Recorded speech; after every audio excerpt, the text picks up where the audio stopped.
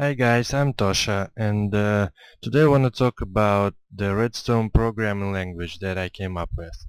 So we've got a lot of new cool stuff in 1.8, including some cool stuff with command blocks. So we can do a lot now, and I wanted to do something with it, and here it is. Can you believe that? This little contraption can automatically keep the sun on top at all times. Huh? How cool is that? Okay, just kidding. I've built an radio-controlled sheep racing game. Uh, so I have this track and I have this car over here, which is lime sheep, and I can control its direction with my camera angle. So as you can see, it kinda repeats my direction. And you actually have to look at its head, because head is where it actually looks. So, and I can control its speed by uh, selected slot on my hotbar. So this is maximum speed, this is zero speed, and this is maximum reverse speed. So, and it's actually very funny to play this game. It's very cool. I love it.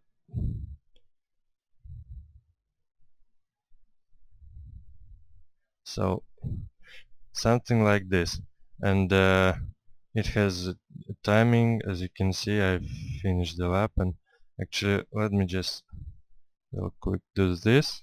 I have some statistics. I have uh, best lap and current lap, as you can see. uh, Let me just renew my last lap real quick. Yeah, now it's right. So you can have some records with it, and over here you have some settings. You can choose maximum speed, and you can choose acceleration. This is kind of how fast your car reacts to speed changes. So this is the maximum speed, but yeah, you can't go to the grass. You die in that case. So anyway, um, here's what the redstone look like, and at first I've built it all by hands. I placed every single command block you see. Well, it wasn't exactly like that, but it was kinda like it. And there's a lot of command blocks, and I entered every single command, but then I wanted to edit some of them, and it was just painful. I had to go to every command block I want and change the commands, and that's just nonsense for big projects like this, and even a smaller projects too. So I was like, no, I'm not doing it, and I actually ended up with MCEdit filter that will take a text file as an input and generate all these blocks for me. And this text file contains a program that actually runs all this game.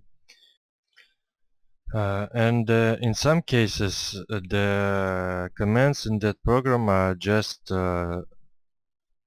commands from this command blocks, but in case of my game, almost every single command is modified in order to uh, make me write less code and get more command blocks with it. So actually all this program all these command blocks you see was generated from, I think, about 70 lines of code, if I'm not mistaken. Maybe 80. But there's about 300 command blocks over here. I think that's about right. So yeah, in my opinion, that Redstone programming language is very cool, and let me show you what it looks like. So I've set up 8 different sort of sample scripts in RPL to demonstrate its different features, and here's the first one, just some very simple script with first line would tell RPL that we want to start a new line of command blocks, and X is the direction, and this 3 tildes is uh, position of the first command block in that line, and that is relative to the MCEdit selection. And this script will just create 2 command blocks. The first will say hi, and the second will say bye. Oh, and by the way, I've checked it, and my game contains about 400 command blocks, and it was generated by 80 lines of actual code. So the code is not only 5 times shorter, but it's also way more clear and readable. So let's proceed to the next page. This page demonstrates actually some new stuff in RPL, comparing with standard command blocks commands. This is a new selector wither bosses, and this command will actually kill all wither bosses in 2 block radius, like all of them. Not a single wither boss will survive this command ever. So yeah, RPL has selectors for every type of entity in game. So you type like something like this, E type equals, and everything you can type here has a selector, just to make you write less code. Let's go to the next page, and this is one of the most exciting features in RPL. This is just a simple, easy and obvious way and intuitive to do operations. So over here, this is what a in-game command looks like, and this is what you have to write in RPL to get it. So you see, it's just awesome comparing to this one. This command will set all score of all creepers in friend's objective to 0, and this command will increment it by 2. And this command is a little bit more complicated, but only in game. As you can see, in RPL is just simple and clear. This command will um, will find a creeper named Agamemnon and take its score in friend's objective and assign it to every zombie score in friend's objective, and this is what the command looks like in game. So still 2 times shorter in RPL and way more clear. In my opinion, this is just amazing. And here I want to demonstrate a new selector at me, and this selector basically means that we want to use the same entity we used over here. So we want to take every single ghast in game and take its score in the above ground objective and assign it to teardrop chance objective, and this is what this command will do. And this command is actually the same as this, because if you don't specify a selector, it will take it at me by default, and this is what the commands looks like in game. So again, RPL will generate this code from this code in your text file. So it's about 2.5 times shorter, I think, this time, maybe 3, I don't know. And this is really cool feature. You can sort of cascade the operations with the same left side. So actually what RPL will do here is it will assign direction to delta V, then it will multiply delta V by actual speed, and then it subtract velocity from it. So this command will end up as a 3 command blocks with following commands, and this is just very handy in my opinion. It's super cool. And here I would just want to demonstrate that priorities of the operation does not consider here, because this line will first be transformed into these 3 lines. So A will end up being 5 multiplied by D, not a 2 plus 3 multiplied by D as you would expect if priorities were considered. So yeah, really cool features, and here's more. Yeah, this thing is really cool too. If you use this double angle brackets, you can specify the range of numbers, and RPL will duplicate this command needed amount of times, and it will place a new number instead of this angle brackets every time. So this is an example, and this command actually is from my racing game. I will show you the code later, but the code actually uses this command, and so you type this command in RPL and it will be these 8 command blocks in game. So very handy. I use this command to check the rotation of the arrow in the game settings I showed you, where you can choose maximum speed and acceleration. So this command helped me assign a value to item rotation subjective, to item frames score in item rotation subjective, depending on the actual item rotation of this item frame. And it also demonstrates new selectors again, so this will end up like this. Very handy. Next example demonstrates just a new short syntax for execute command. If you had this execute command with some selectors and 3 tildes, you can replace it by just this arrow. So it's pretty simple, but handy in my opinion, and again makes you write less code and looks pretty clear. So yeah, and this example demonstrates these two features combined, and also demonstrate that you can actually set a step for this range.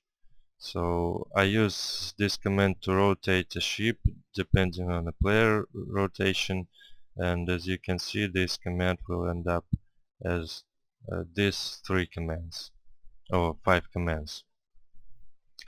So very handy. Yeah, let's move on to the next page. Yeah, remember that command that will be transformed to 3 commands twice as big as the initial command in RPL? Well, actually it will be transformed to 6 commands twice as big as this command, because I have a special replace directive when you can specify the replacement pairs, and the RPL will do this replacements for every command it encounters. So with this replacement, uh, this command will be first transformed into this one. So as you can see, delta V is being replaced by this, and direction is replaced by this, and velocity is replaced by this, and we end up with this command. Then, thanks to this feature I showed you earlier, it will be replaced by these two commands, and it also demonstrates that you can not only set this range of numbers, but you can use text options separated by commas, and you can use 3, of course, but as long as you have the same amount of options in every brackets in the line. So this command will turn into these two commands, and then each one of them will turn into 3 commands demonstrated over here. So yeah, you can specify any replaces you like, just to again make you write less code. Let's move on. This page demonstrates a new selector variable block, which is based on a detect feature of the execute command. So it lets you to specify the block the command had to check in order to selector to sort of return true, if you will.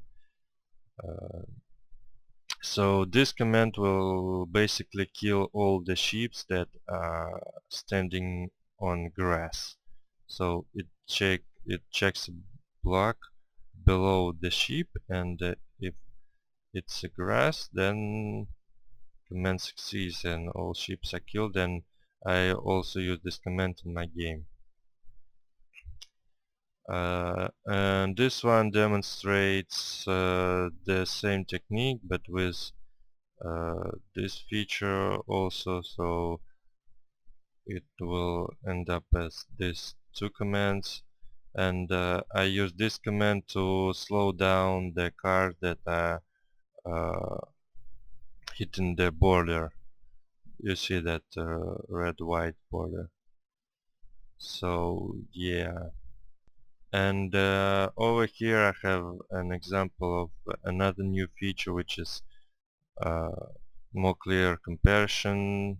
So yeah, you can just write like this: on the edge is the objective, and you compare the score of the entities with some number, and this is what it will end up looking like.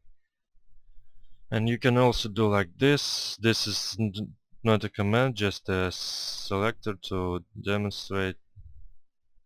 So this is pretty obvious what it will end up with. So again, twice as short and way more clear. As you can see, almost every command is twice as short, and some commands even ended up being 2 command blocks or more. And in last example, I have a sort of combined command that uses all the above features. It uses this comparison feature, this new block selector variable, and these text options.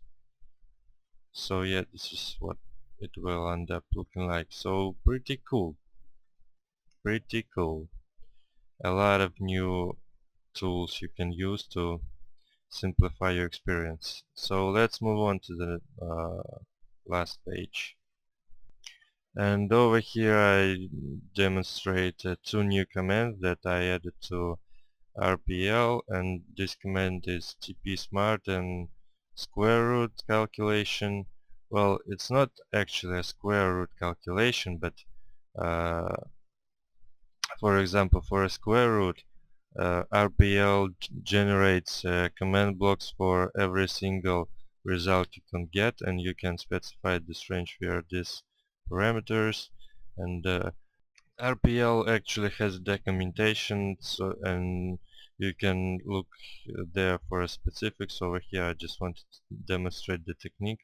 The actual syntax is a little bit more complicated because there's a selector over here as well, and the actual commands will be more complicated, but I just wanted to demonstrate how it works. And the same for TP Smart. This command lets you to teleport entities based on their score in some objective. So it takes an objective Vx, and x is the axis of the teleportation.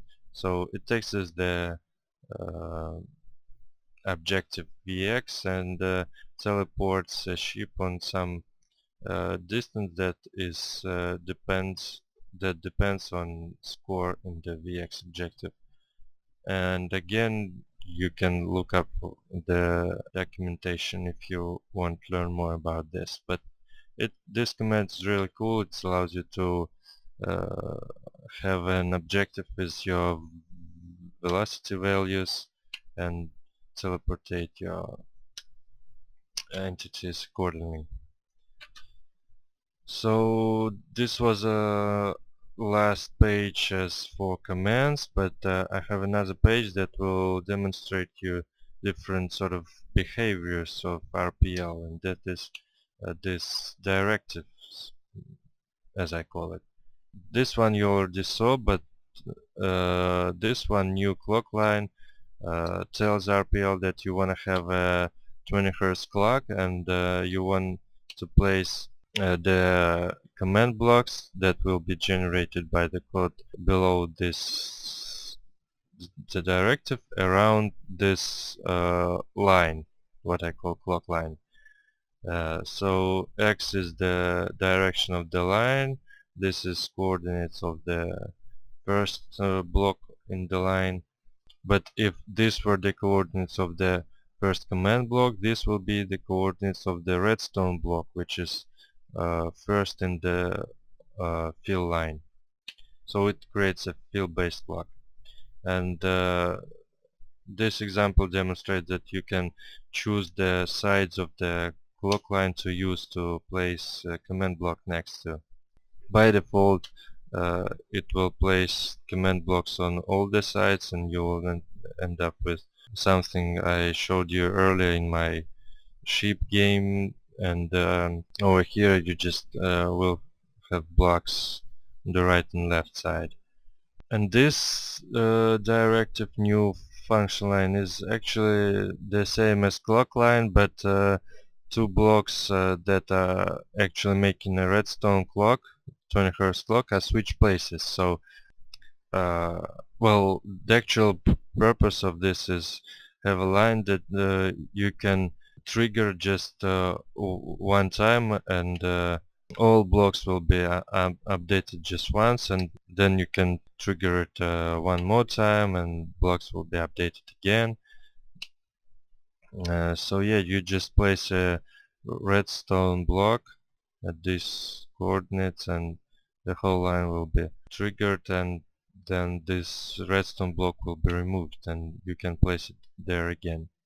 And I use it once in my game as well. So that's about it for the RPL features.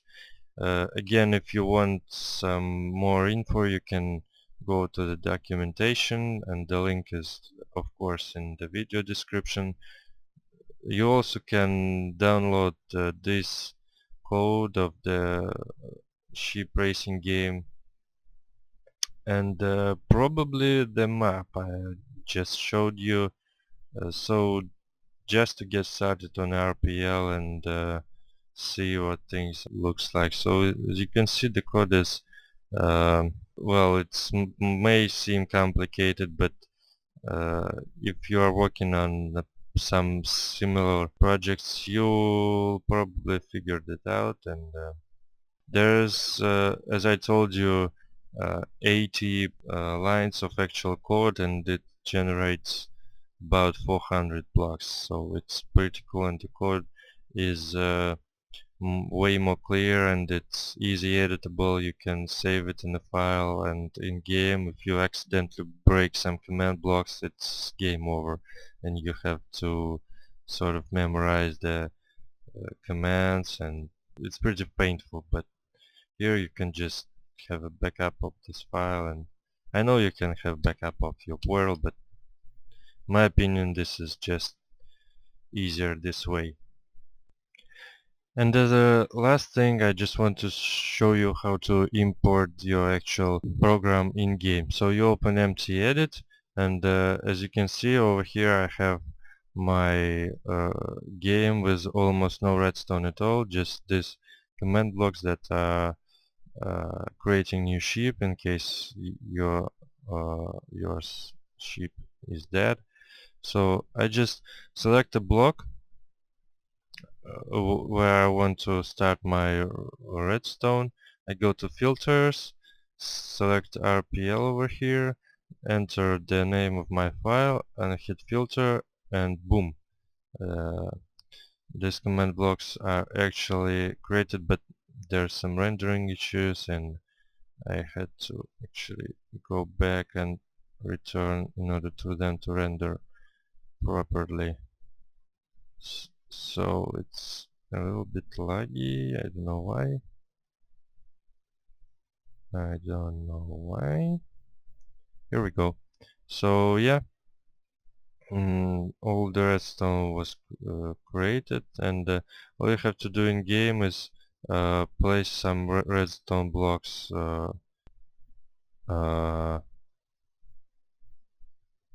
in this cell, and in this cell, and this cell, and in this cell in order to start the clocks, and you're good to go.